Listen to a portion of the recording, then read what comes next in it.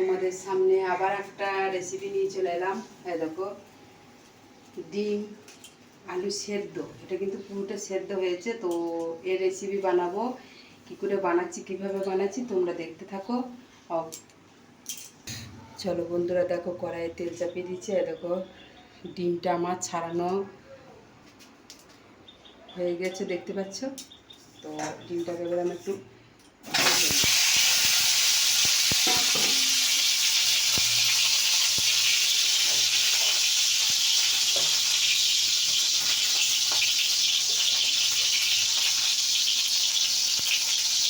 সময় নিতে বলেছিলাম, কারণ এটা একটু ভাজতে একটু কষাও করবে না।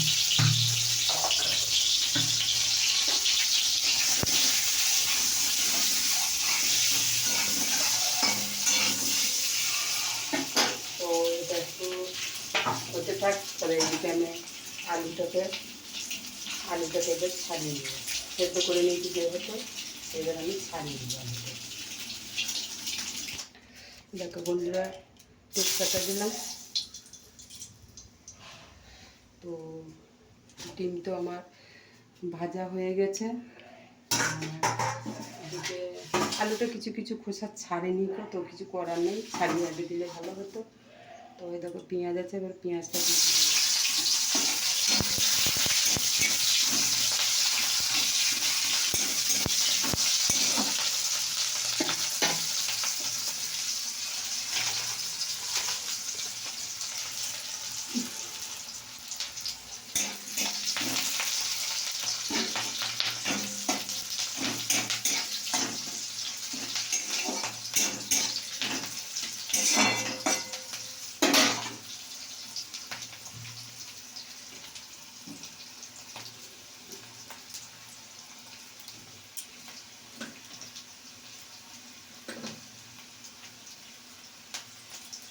একটু 4টে লঙ্কা দিয়ে দিলাম, কারণ লঙ্কা গুঁড়োটা একটু কম আসতে হলে দেখুন তোমরা দেখতে থাকো। তো এখানে আছে আদা, রসুন, পেঁয়াজ অল্প করে আছে, এবার দিয়ে দিলাম।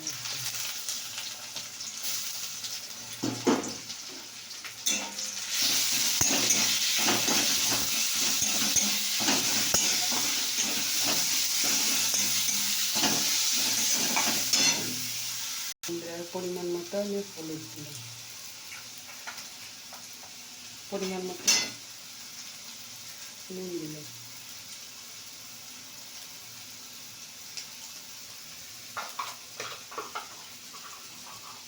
তো একটু লঙ্কা গুঁড়ো ছিল দিয়ে দিলাম,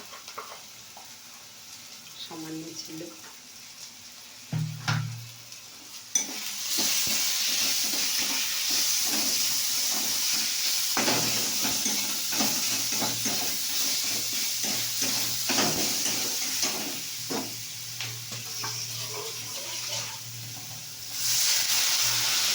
জল দিলাম।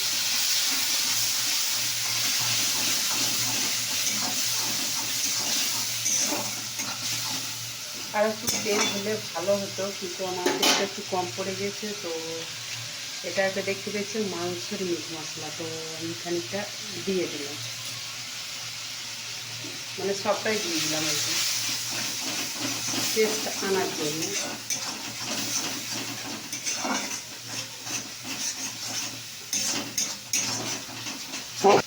দেখো বন্ধুরা, এবারে আমার 8খানা করে দিয়ে দিলাম।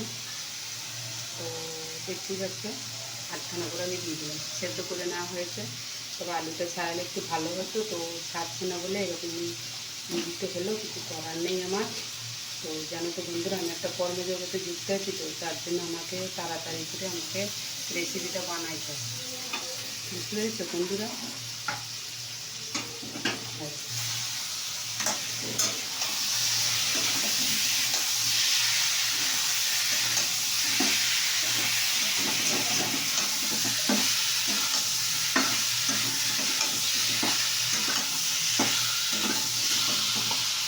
এটাও এখানে দিয়ে দিলাম, তারপরে কিন্তু কাট করে দিলাম।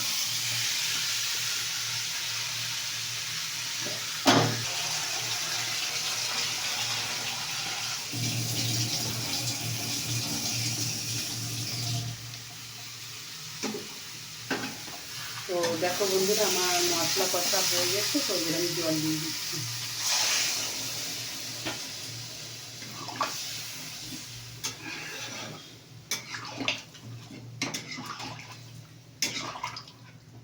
যদি একটু টমেটো দিতে তাহলে একটু ভালো হতো, টমেটো না দিলেও কোনো ক্ষতি নেই। তো